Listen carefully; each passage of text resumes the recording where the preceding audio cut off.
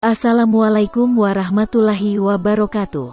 Sahabat Islam, azan merupakan panggilan bagi umat Islam untuk menunaikan ibadah sholat. Dalam sejarahnya, Rasulullah Shallallahu Alaihi Wasallam sempat mencari-cari sosok yang tepat untuk mengumandangkan azan yang pertama kalinya. Lantas mengapa Rasulullah Shallallahu Alaihi Wasallam mencari sosok untuk mengumandangkan azan? Mengapa bukan Rasulullah saja yang mengumandangkan azan? Apakah Rasulullah pernah mengumandangkan azan?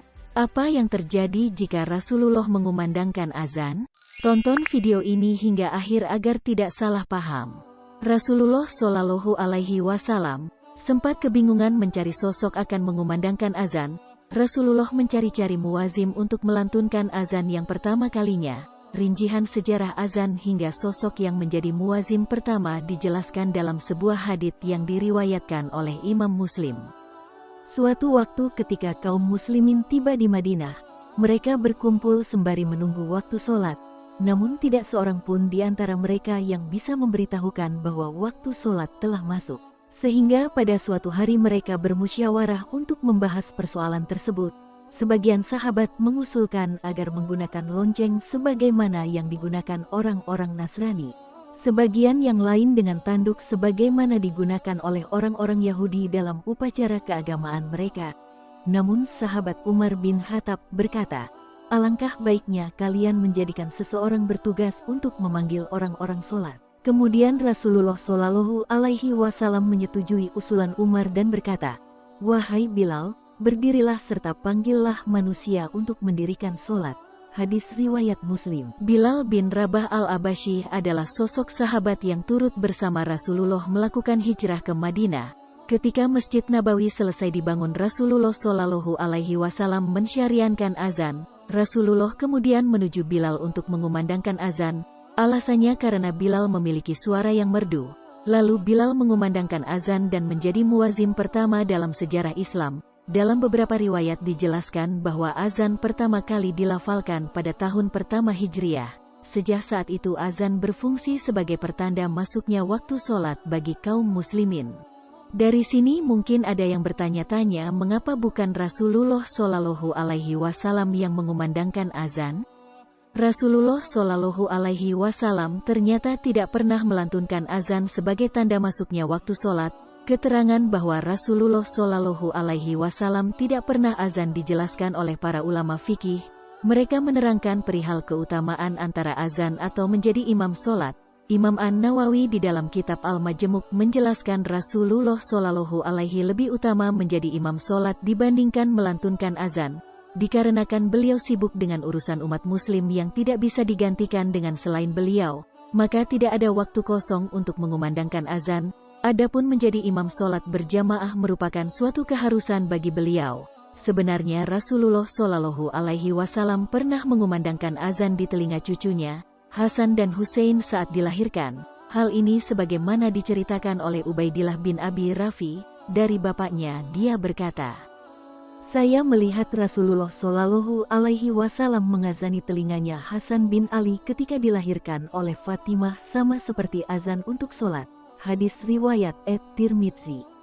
Mungkin saja di antara kita ada yang penasaran, bagaimana jika seandainya Rasulullah Shallallahu Alaihi Wasallam melantunkan azan, apa yang akan terjadi?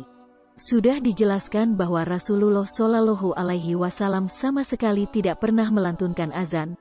Ulam fikih pun telah merumuskan hikmah-hikmah di balik Rasulullah Shallallahu Alaihi Wasallam tidak mengumandangkan azan untuk sholat semasa hidupnya. Jika Rasulullah Shallallahu Alaihi Wasallam mengumandangkan azan, maka dikhawatirkan orang yang tidak langsung menjawab seruan Rasulullah Shallallahu Alaihi Wasallam. Maksudnya, orang-orang tidak segera bergegas ke masjid untuk melaksanakan ibadah sholat. Kekhawatiran itu bahwa dijelaskan dalam Al-Quran. Allah Subhanahu wa Ta'ala berfirman, "Maka hendaklah orang-orang yang menyalahi perintah Rasul, takut akan ditimpa cobaan atau ditimpa azab yang pedih." Quran Surah An-Nur, ayat 63.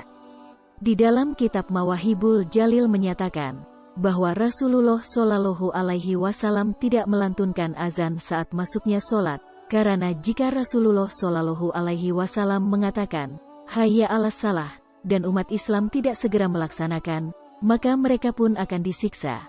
Alasan kedua, Rasulullah Shallallahu Alaihi Wasallam tidak melantunkan azan karena beliau adalah Rasul, maka tidak boleh bersaksi atas dirinya sendiri, yakni mengucapkan Asyhadu anna Muhammadan Rasulullah sebagai salah satu lafaz dalam azan. Alasan ketiga, jika Rasulullah Shallallahu Alaihi Wasallam mengumandangkan azan dan sampai pada lafaz Asyhadu anna Muhammadar Rasulullah, maka seakan ada pemahaman bahwa ada nabi selain dirinya. Alasan keempat, lafaz azan yang tahu pertama kalinya adalah di dalam mimpi sahabat Rasulullah, yakni Abdullah bin Said, bukan di dalam mimpi Rasulullah Shallallahu Alaihi Wasallam.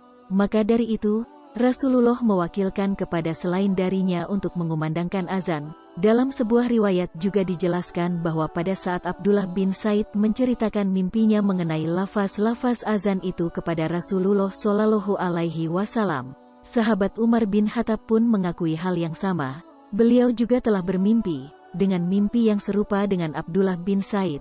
Setelah itu Rasulullah Shallallahu Alaihi Wasallam beresu sembari memuji Allah Subhanahu wa Ta'ala sebagai bentuk kegembiraan beliau dengan berita tersebut. Alasan mengapa Rasulullah tidak mengumandangkan azan, karena kesibukan dan sempitnya waktu beliau untuk bisa mengumandangkan azan sholat. Sahabat Islam, jika Rasulullah Shallallahu Alaihi Wasallam turut melantunkan azan sebagai panggilan ibadah sholat, dikhawatirkan umatnya mengabaikan seruan sholat yang dilantunkan atau yang diserukan langsung oleh Rasulullah.